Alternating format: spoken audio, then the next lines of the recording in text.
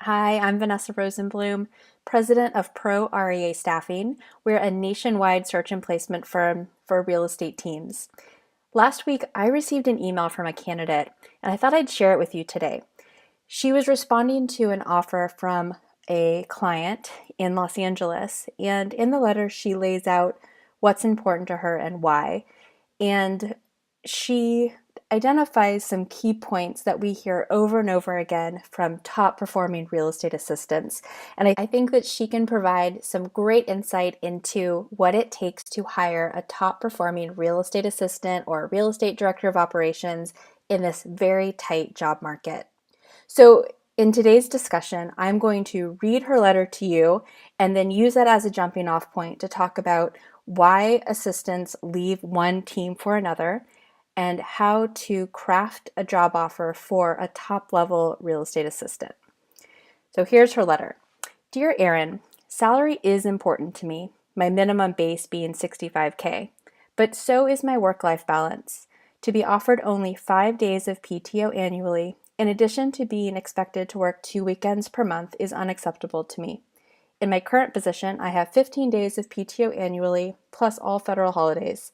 I'm allowed the flexibility to work from home frequently, and I'm not expected to work weekends, but I do have the option to if I'm available and I want to.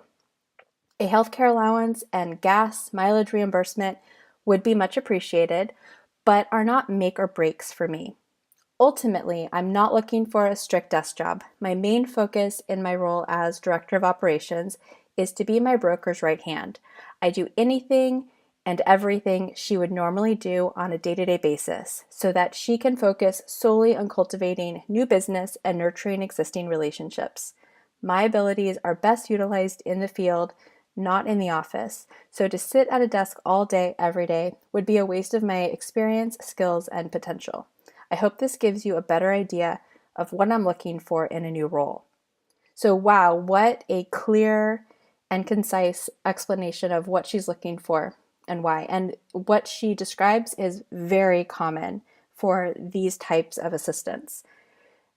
I think the first thing that we need to take away from this is an understanding of why assistants leave one job for another. And really, there are three reasons. The first is that they don't like their boss, and this is hands down the most common reason why a real estate assistant would leave one team for another. So, if you currently have an assistant, this is something to pay attention to.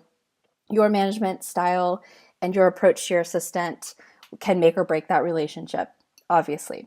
The second reason is money. They want to make more, and they see an opportunity to do that by changing teams. And three, they want better working conditions.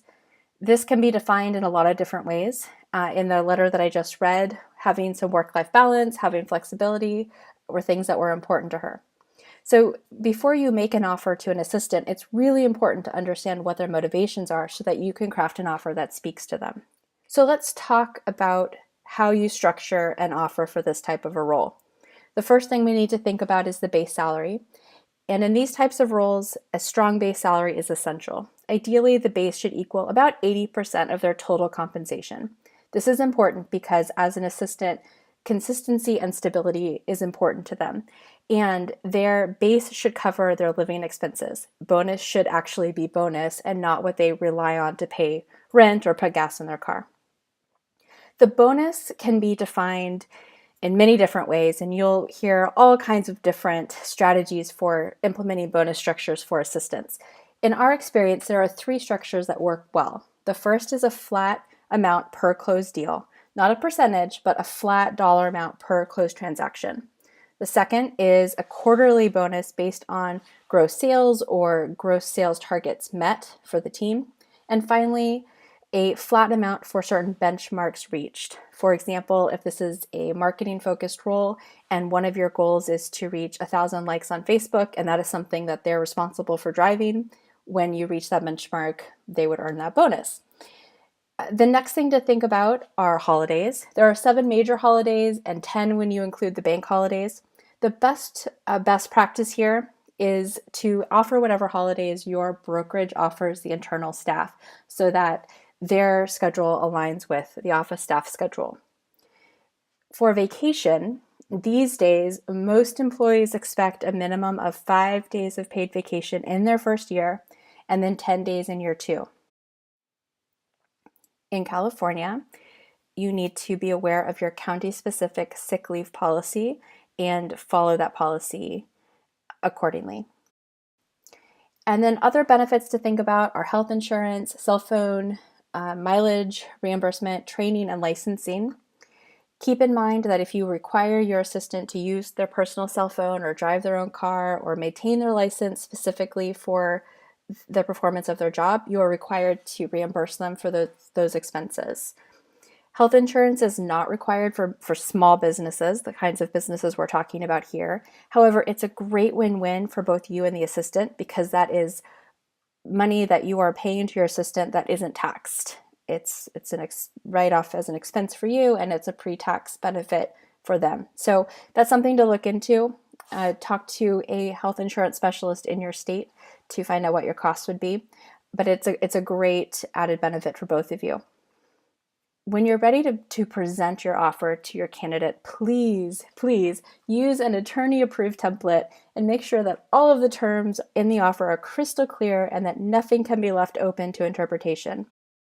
If you're not sure what salary or benefits to offer, download our salary survey. Go to proreastaffing.com, click on resources, download that free report, and you will get an inside look at what top assistants are earning in all of the major markets in the US.